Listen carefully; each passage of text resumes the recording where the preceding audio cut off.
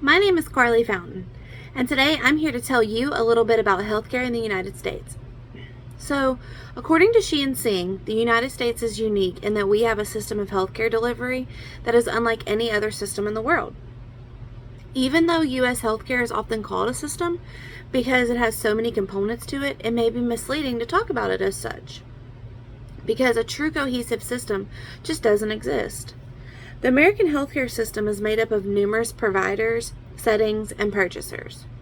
Also, everyone talks about equality in the world, but what is that in healthcare? Well, that's something called equity. Goldberg defines equity and access to healthcare, and that everyone has the opportunity to reach their full health potential. But is this reality? Of course not. Earlier in the semester, we learned that most doctors like to head to large cities with large programs and departments as well as specialties because, well, that's where the money is. So these more rural area citizens don't have the access that someone who lives in a large city has. This is not equity. Going forward, we need to learn a little bit about the other branches of the American healthcare system. And first, we'll start with providers. Have you ever wondered who all is included in your healthcare team? Well, I'm here to tell you and break it down Barney style, and you can find this information on Module 3 of patientnavigatortraining.org.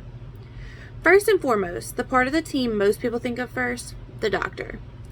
There are different types of doctors, though.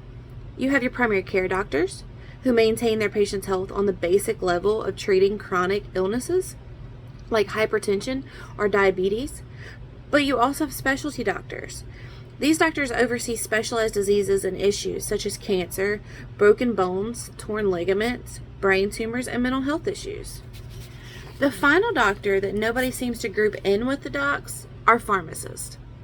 These are your doctors of pharmacy, and without them, you wouldn't get your medications.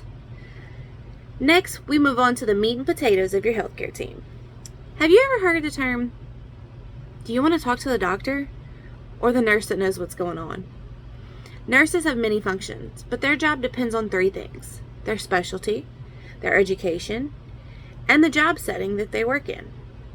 There are three different types of nurses that we'll talk about today.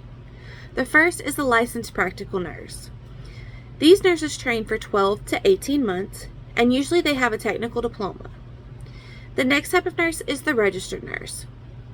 These nurses train for 2 years for an associate degree and 4 years for a bachelor degree.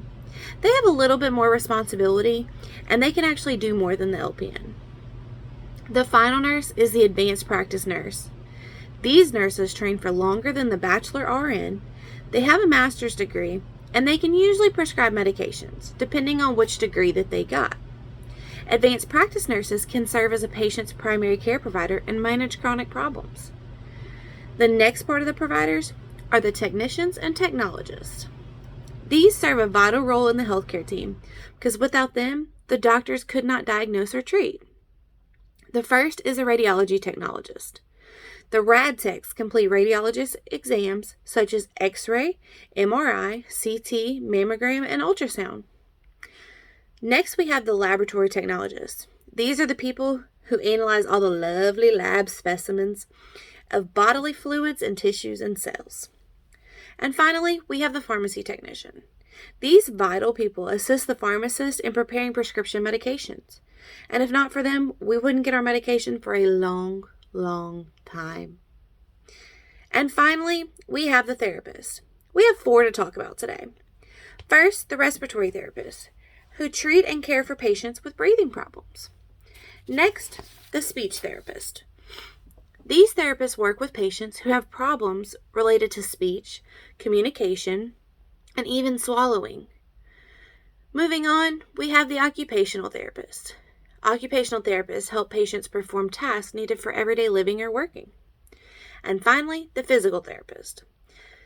The physical therapist helps patients when they have an injury, a disability, or a medical condition that limits their ability to move or function correctly.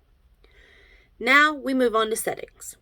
St. George's University compares inpatient-outpatient settings in their easiest way possible, and it doesn't have to be difficult. When an inpatient setting is used, the patient will stay overnight, as in the hospital. The outpatient setting, which can also be called ambulatory care, is a walk-in and walk-out the same day type setting. Finally, we talk about the purchasers. She and Sing Chapter 6 breaks down the types of purchasers easily. Here in the United States, we have 3 types of purchasers, which you could also call a payer. First, you have insurance. Patients may pay a premium to an insurance company on a month-to-month basis or biannual or annual, and this guarantees assistance with larger medical bills in the future. Second, we have government, such as Medicare or Medicaid. Individuals and families who are low income may qualify for a government-based insurance like Medicare and Medicaid. These are mostly free, with a couple exceptions, but they are always very inexpensive. And lastly, we have the individual. These are patients who do not qualify for government coverage, but they can't afford insurance, or they choose to not pay for insurance premiums. These are what the healthcare system coins cash pay, and they pay for everything out of pocket. I hope this helps you understand the United States healthcare system a little bit better. Any questions?